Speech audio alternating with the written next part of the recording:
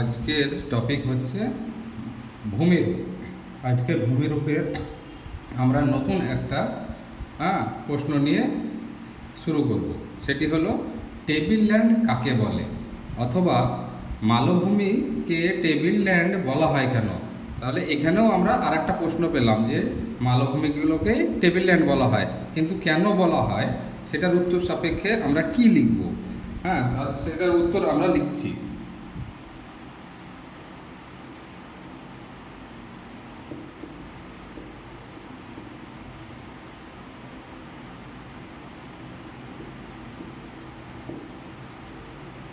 মালভূমি অনেকটা আমার পড়ার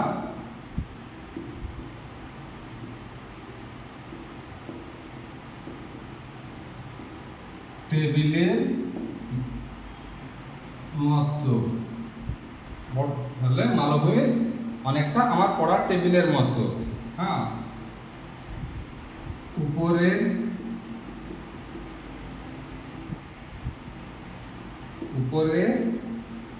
টেবিলের মতোই প্রায়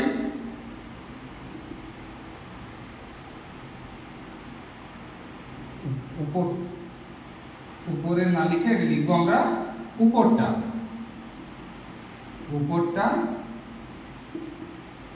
টেবিলের মতো সমতল, আর ধারগুলো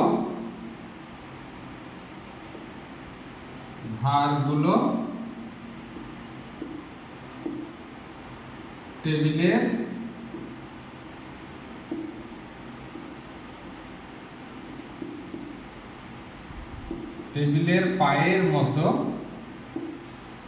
পায়ের মতো ঢালু এবং খাড়া।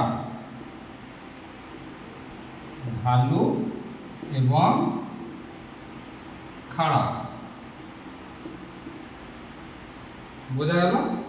টেবিলের ঢালু এবং খাড়া, এই জন্য মালভূমিকে টেবিল ল্যান্ড বলা হয়।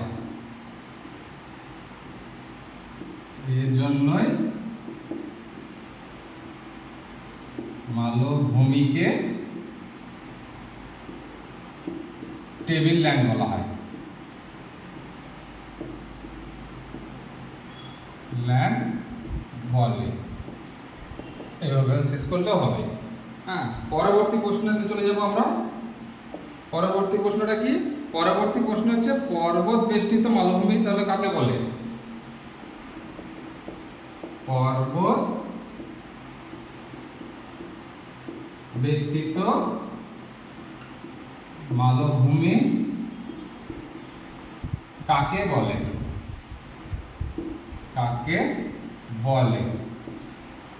তাহলে এর উত্তরে কি লিখবো? যখন কোনো মালভূমি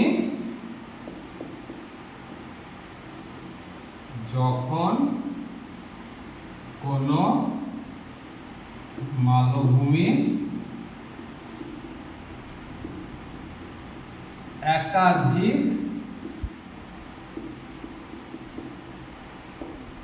পর্বত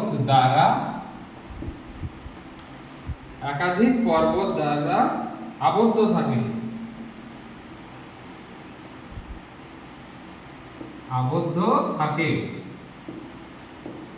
তখন তাকে বলে পর্বত বেষ্টিত মালভূমি। এর উদাহরণ হিসেবে একটা নিয়ে নিতে পারি আমরা, যেমন তিব্বত মালভূমি।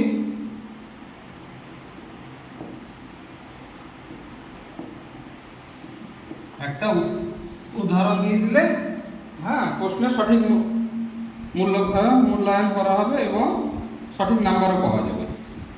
আশা করি বোঝাতে পেরেছি।